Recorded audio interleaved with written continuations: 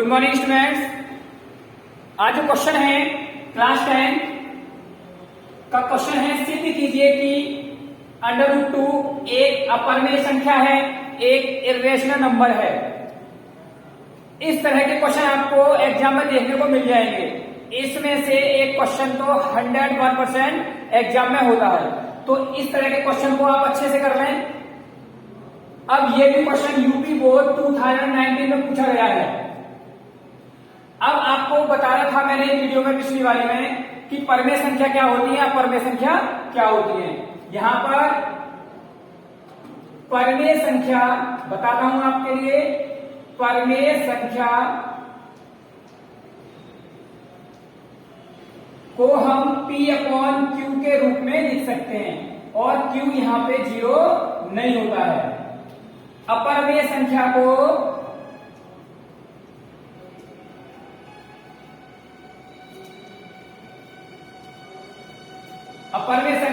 P/Q के रूप में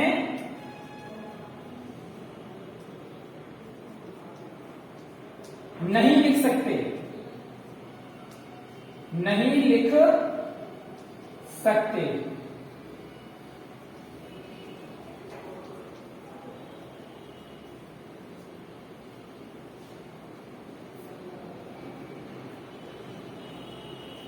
अब यहां पर क्वेश्चन पूछा गया है कि √2 एक अपरिमेय संख्या है, एक इर्रेशनल नंबर है। तो इसको सॉल्यूशन करने के लिए माना √2 एक परिमेय संख्या है। इसका अपोजिट मान लीजिए आप, परिमेय संख्या है।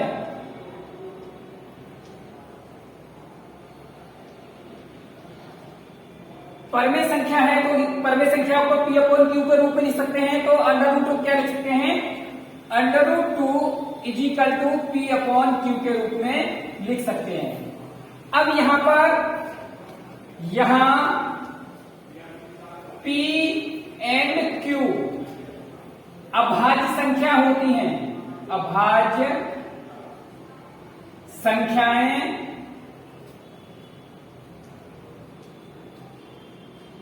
होती हैं। परिमेय संख्या में जो P/Q के रूप में लिख सकते हैं और P/Q क्या होती है? अभाज्य संख्या होती हैं। अब यहां पर हो जाएगा आपका P √2Q, क्रॉस मल्टीप्लाई कर दीजिए। अब यहां पर करिए स्क्वायर बोथ साइड,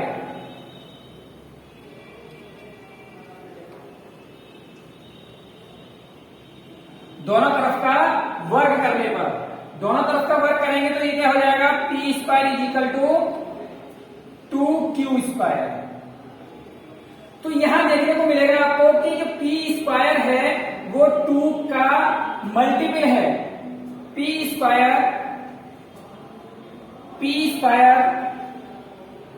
2 का गुणज है। P² 2 का गुणज है। मान लीजिए कोई संख्या है 2 और इसका स्क्वायर 4। अब 4 जो 2 का गुणज 4 भी होगा और वह संख्या भी होगी। तो यहां पर लिखेंगे P² 2 का गुणज है तो P भी 2 का गुणज होगा।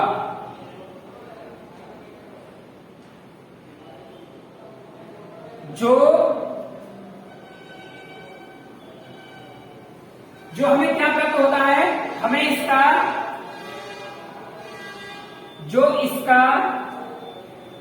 विरोधाभास प्राप्त होता है। विरोधाभास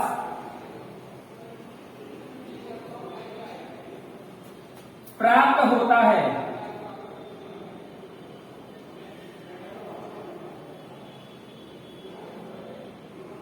विरोधाभास प्राप्त होता है। अब हम मान के चले थे परिमेय संख्या, लेकिन ये क्या हो रहा है? ये इसका विरोधाभास कर रहा है और यहाँ P और Q अभाज्य संख्याएं होती हैं, लेकिन ये क्या है? इसका गुणज है, 2 का गुणज है, तो P भी 2 का गुणज होगा। अब मान लीजिए माना P is equal to 2R मान लीजिए, क्योंकि P भी 2 का गुणज होगा तो P ये 2R भी इसका गुणज होगा। अब यहां पे दोनों तरफ का वर्ग कर दीजिए, दोनों ओर का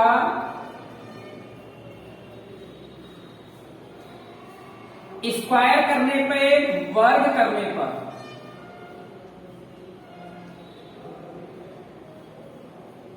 तो यहां से क्या मिलेगा, ये हो जाएगा P square is equal to 4R square, और P स्क्वायर क्या था, 2Q स्क्वायर, 2Q स्क्वायर।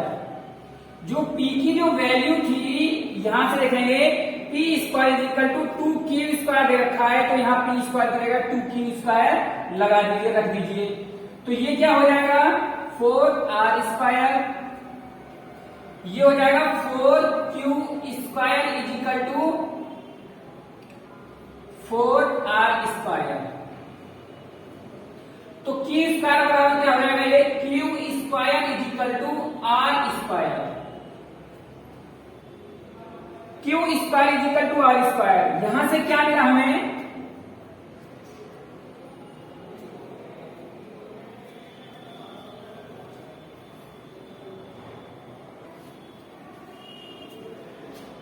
अब हमें यहां पे क्या मिला, P square is equal to 4R square, 2Q square, sorry यहां क्या होगा, P स्क्वायर की वैल्यू ही 2Q स्क्वायर है, P स्क्वायर की वैल्यू ही 2Q स्क्वायर दे रखी है, तो इसका स्क्वायर करने की हमें जरूरत नहीं है, तो हम इसे लिखेंगे 2Q का square is equal to 4R square, और Q square is equal to हो जाएगा,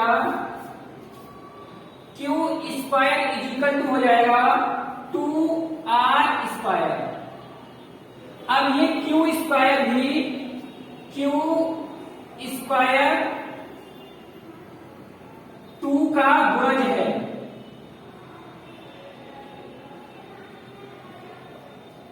गुणज है, तो Q भी 2 का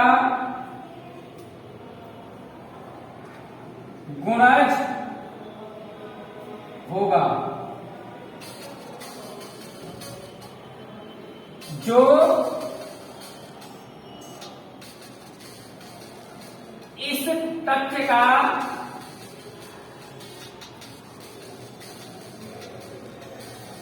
विरोध करता है, विरोध करता है, जो इस तथ्य का विरोध करता है, तो इसका मतलब ये क्या हो गया, √2 एक अपरिमेय संख्या है, अपरिमेय संख्या है। तो यही आपसे पूछा गया था, क्या √2 एक अपरिमेय संख्या है। आगे क्वेश्चन देखेंगे आप,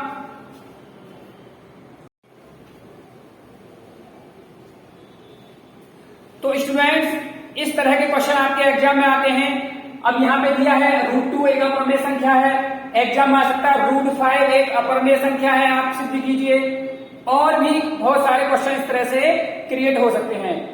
तो आप इस तरह के क्वेश्चनों को अच्छे से कर लीजिए, एग्जाम में ये बहुत ही जरूरी है और अवश्य पूछे जाते हैं।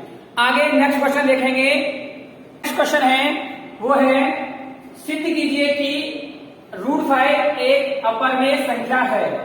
अभी जो क्वेश्चन था वो था √2 एक अपरिमेय संख्या है, अब दिखाना है √5 भी एक अपरिमेय संख्या है। ये भी क्वेश्चन एग्जाम में कई बार पूछ लिया गया है, इसको भी अच्छी तरह से सेम उसी की तरह होगा, कोई इसमें डिफरेंस नहीं है, अलग नहीं क्वेश्चन।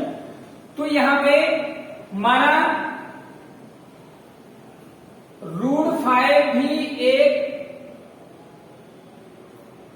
परिमेय संख्या है, हमेशा इसका अपोजिट मान के चलेंगे ऐसे क्वेश्चनों में। मान लीजिए ये एक परमेय संख्या है, तो यहां पे क्या लिखेंगे आप, √5 is equal to p upon q. तो यहां पे क्या हो जाएगा, p इज इक्वल टू √5। अब यहां से स्क्वायर कर दीजिए, दोनों तरफ का वर्क कर दीजिए दोनों साइड्स का, तो यहां से हो जाएगा p square is equal to 5q। अब जब p square is equal to 5q square हो गया, तो आपको यहां पे पता होना चाहिए कि यह 5 का p स्क्वायर 5 का गुणज है। जब 5 स्क्वायर इसका गुणज है, p स्क्वायर 5 का गुणज है, तो p भी 5 का गुणज होगा। तो p भी 5 का गुणज होगा। जो इसका विरोधाभास प्राप्त होता है या जो इसका विरोध करता है कि यह इसका गुणज नहीं होना चाहिए था, लेकिन ये क्या यहां पे इसका गुणज है। अब यहां पे मान लीजिए p इक्वल टू 5r मान लीजिए आप। जब p इक्वल टू 5r मान लिया, ये भी 5 का एक मल्टीपल है, तो दोनों ओर का वर्क करने पर क्या आप मिलेगा, यहाँ पे p square equal to 25r square. अब यहां से p स्क्वायर क्या दे रखा है आपको, 5q स्क्वायर, तो यहां लिख दीजिए 5q square is equal to 25r square. अब ये यहां पे क्या होगा, q square is equal to हो गया आपका 5r स्क्वायर। अब q square is equal to 5r square, तो ये भी 5 का मल्टीपल है, तो यहां पे क्या लिखेंगे हम, q स्क्वायर भी q स्क्वायर 5 का 5 का गुणज है, यह इसका मल्टीपल है, गुणज है,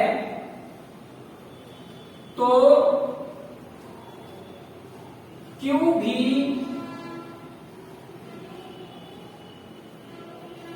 5 का गुणज होगा, गुणज होगा। q भी क्या 5 का गुणज होगा। जो इस तथ्य का विरोध करता है, जो इसका विरोधाभास प्राप्त होता है हमें।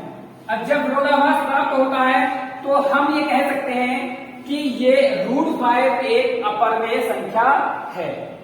तो आपको यही सिद्ध करना था कि √5 परमेय संख्या है या अपरमेय संख्या है।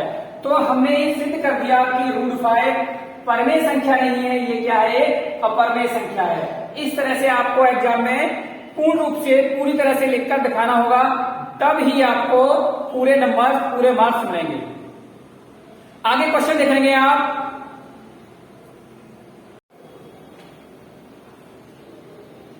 स्टूडेंट, नेक्स्ट क्वेश्चन है आपका, सिद्ध कीजिए कि 3 + 2√5 एक अपरमेय संख्या है।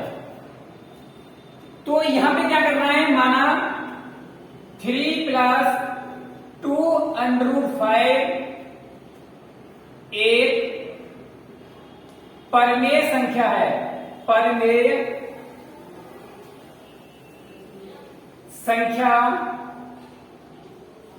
इस तरह के सभी क्वेश्चनों में आपको इसका अपोजिट मान के चलना है कि यह एक परमेय संख्या है। तो परमेय संख्या को हम p अपॉन q के रूप में लिखते हैं, p अपॉन q के रूप में लिखते हैं। 3 + 2√5, तो हम इसको क्या लिख सकते हैं, p अपॉन q 3 + 2√5। अब यहां से क्या होगा, p अपॉन q प्लस का 3 इधर जाके माइनस का 3 इज इक्वल टू 2√5। अब यहां से इसका सॉल्यूशन करेंगे तो ये हो जाएगा p - 3q upon q is equal to 2√5। 2 multiply है, मल्टीपल में है, इधर ले आइए इसको, तो ये हो जाएगा p - 3q upon 2q is equal to √5। अब यहां पे P और Q क्या है? P एंड Q कोई पूर्णांक है,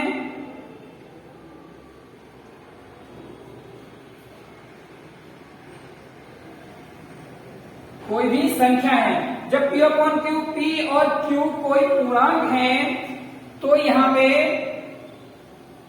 ये P अपॉन Q के रूप में हो जाएगा। अब यहां पे तब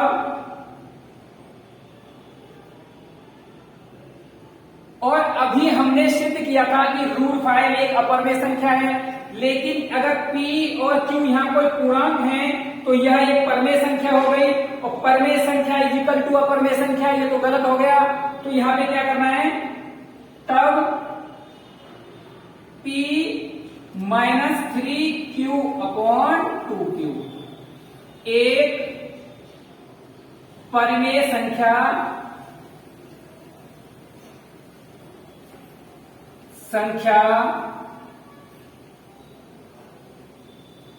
है।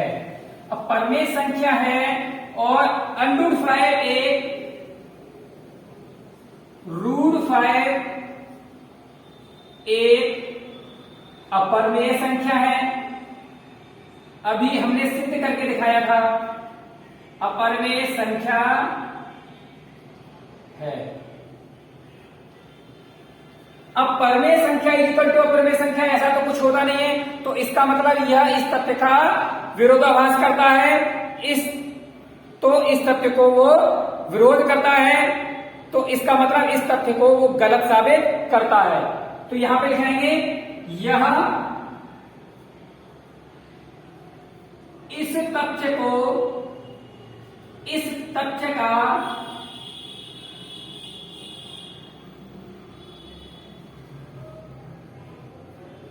विरोधाभास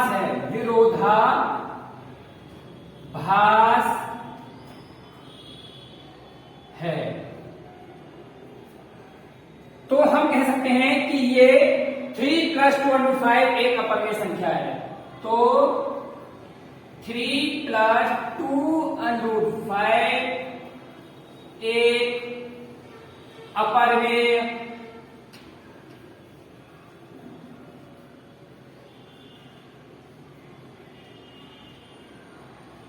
संख्या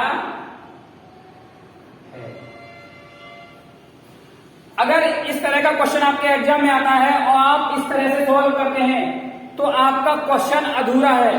अगर इस तरह का क्वेश्चन आता है एग्जाम में तो आपको रूट 5 अंडर 5 को भी अपरिमेय संख्या सिद्ध करना होगा, तो पीछे वाले क्वेश्चन को रिपीट करना होगा जब यह क्वेश्चन कंप्लीट होगा।